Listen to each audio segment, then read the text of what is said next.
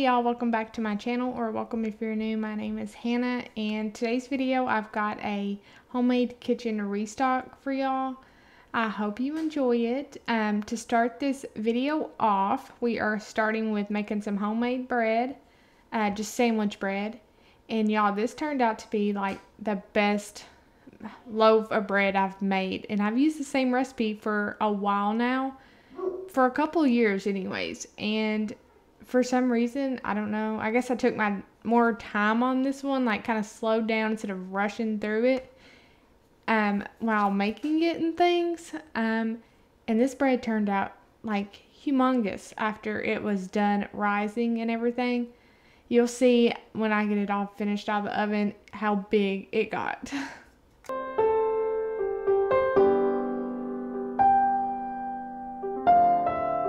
Also, one other thing that could have made a difference is I went back to using store-bought bread flour. Now, I'm only using the bread flour for homemade sandwich bread and probably pizza dough, because my husband is just not a fan of the home milled flour for bread or pizza dough. And I don't blame them. It does have a different taste because, I mean, it's all whole wheat. It's not like what you get at the store. So we decided that I would just go back to buying store-bought bread flour and only use it for making sandwich bread and pizza dough.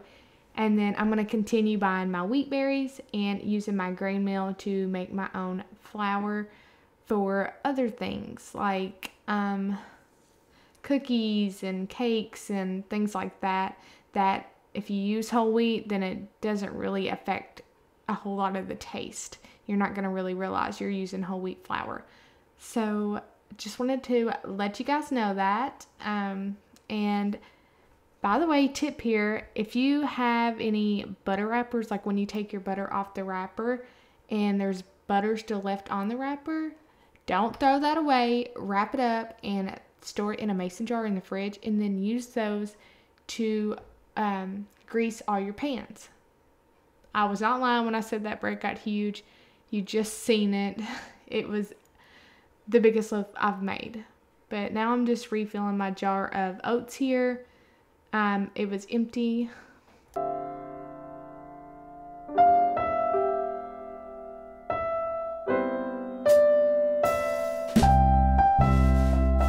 I got this pineapple on sale at the grocery store for, I think they were like 88 cents that day, and we're not crazy about pineapple. We'll eat it, but we're just not the biggest fans of it, so I just bought one, and the one I bought apparently had a bunch of bad spots on it, so that's why we didn't get very much off of it. But what little bit we got, I'm just cutting up into little chunks, throwing it in on this little tray, and I'm going to dehydrate this.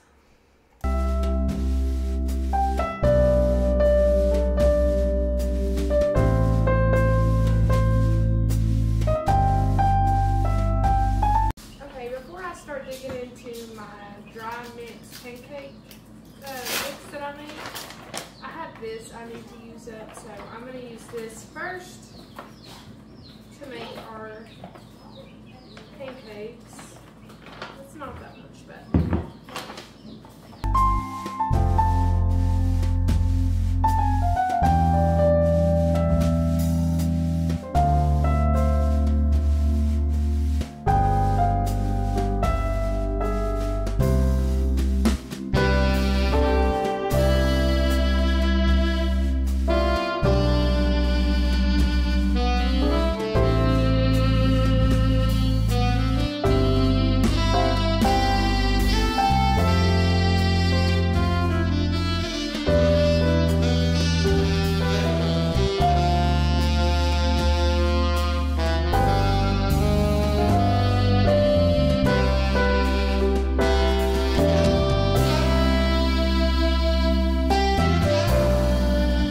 so since that store-bought pancake mix didn't have a whole lot left in the bag, I only got to make like 3 pancakes out of it. So I started digging into my pancake dry mix I made, and I'm just getting that all mixed up so I can make another batch of pancakes.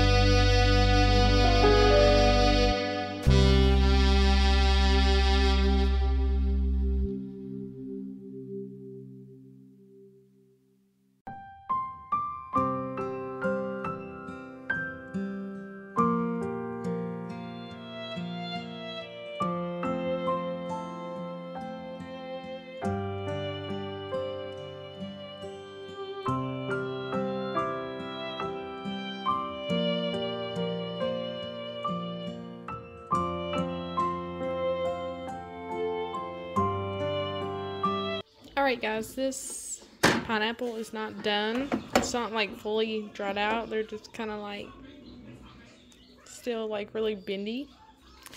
But I just tried one and they're actually pretty good. And honestly, I'm just kind of tired of running the thing here just for this little bit of pineapple. So I think I'm just going to take this out and we just kind of snack on these as they are. They're actually really good. So I'm just going to get these off and put them in a jar, and we'll just snack on these. I did not show you all me making these biscuits in this video because that was included in my homemade country breakfast video, and I can link that for y'all down in the description. But I just had extras of the biscuits, so I put those on a tray to freeze them. That way when I put them in a bag, they won't stick together. And now I'm going to make some homemade peanut butter cookie dough.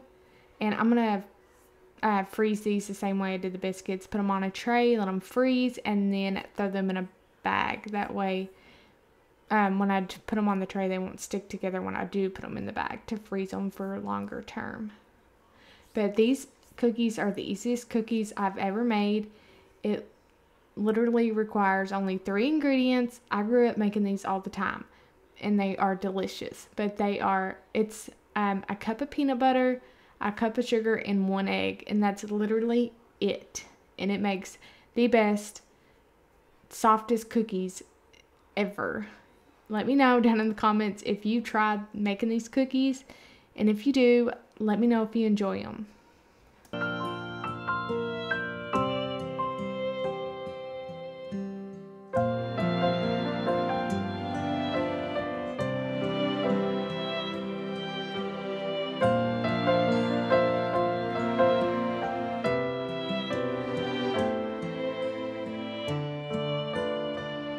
Alright y'all, that's the end of this video. I hope you enjoyed it. If you did, please like and subscribe. And I will see you guys in the next one.